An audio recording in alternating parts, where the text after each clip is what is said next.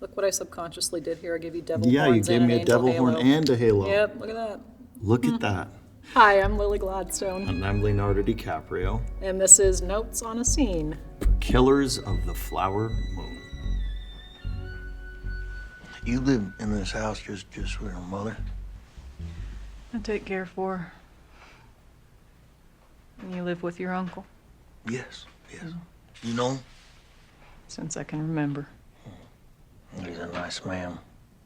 I remember this was one of our first scenes that we did. Mm-hmm. And it was obviously the initial flirtation process and getting to know one another, but we didn't know the context of how much Hale had planned this or how much it was an organic meeting between the two characters. Ernest is a little bit in the hot seat, getting the 20 questions. Mm-hmm. You see in Molly's eyes, I think, that she knows what she's dealing with to a certain extent, but, you know, he seems somewhat easygoing. I know there's certain elements to him that aren't perfect, but what man is? Point taken. I remember how much Jackie talked about your costume through here. See, like the little kind of rough edges. Clearly, this is your only coat. It's worn right there. Mm-hmm. Your center part. I remember we talked about the center part, the side part, where he becomes more of a dandy. Right. He accumulates himself into the household. He wants to look upper class. And then brilliant Sean still giving you your little cabbie like hair. Here I give you devil Yeah, horns you gave and me an a devil angel horn halo. and a halo. Yep, look at that.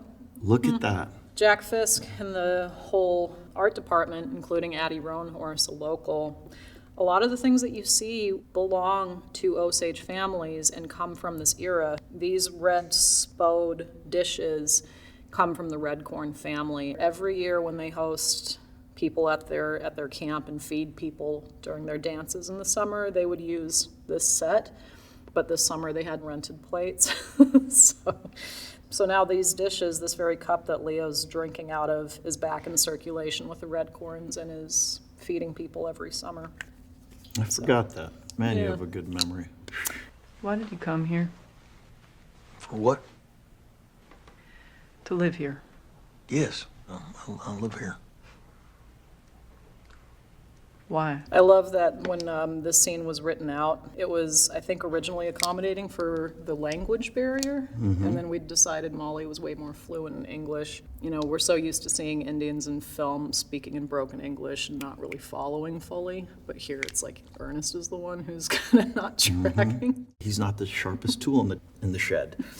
Very early on in the production, actually, I was considering making him even slower because he couldn't really put a sentence together. He really couldn't. He was, in the testimony and in his writing, I was like, wow, either this man's illiterate or there's something missing there. But the more we investigated all of this, yes, of course, he was intricately a part of this manipulation process. But at this point, we're keeping it, you know, a little bit of a gray area, I'd say.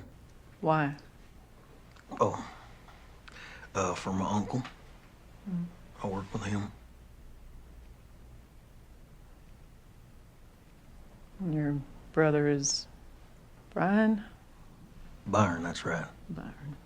There is no one way that this man's name is recorded in history. The community remembers him as both Brian and Byron, and I forget which is which. When they speak about him, they say one way, but it's written on his headstone the other way, which was pretty common back then. You scared of him? My brother? Who? Your uncle. Well, no. No, he's the king of the Osage Hills. He's the nicest man in the world. I know if you cross him, what he could do. No, I'm my own man. I do my own work. I Bullshit. do my own work. He does no work. Is it just the fact that he's a little bit slow and dim, that doesn't know anything about his uncle, or the fact that he talks about the fact that he's a businessman when he really has no business and is barely a cab driver at that point? Right. But he's putting on a show. He's peacocking for her. He's My God. making himself out to be something that he's not. I'm a businessman. Thanks. There you go.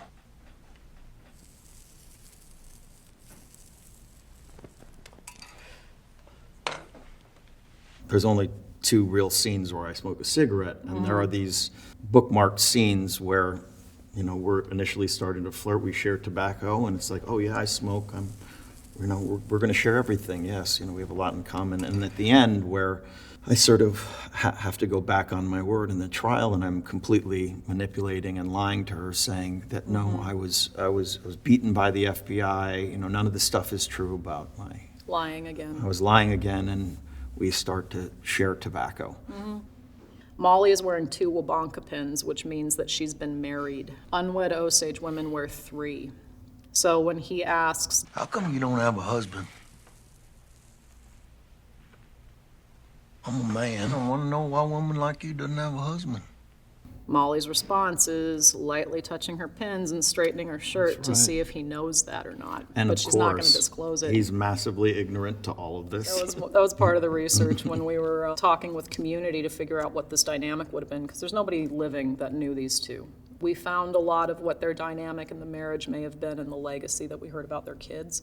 Both their children, Cowboy and Lizzie, the ones who survived, were known in the community for loving to have parties, loving to host people. So we wanted to create that dynamic, like what would really be the attraction and flirtation here. And it's also just kind of fun watching, you know, as Molly, watching Ernest sweat a little bit. We put a lot of thought into how Machiavellian this relationship was as far as Ernest's manipulation, or if it did start from a somewhat pure place. From, you know, the research that we did, there was a connection between these 2. And that's the thing that I think we both tried to display in this scene, that there was this connection. We started to watch a lot of these Montgomery Clift films. Certainly the most influential was A Place in the Sun, and that film really shaped the relationship, along with The Heiress with Olivia de Havilland, which was really the model for the Ernest and Molly relationship, especially towards the end, where she starts to truly understand deeply who this person is, and she makes that switch. You know, you got nice color skin.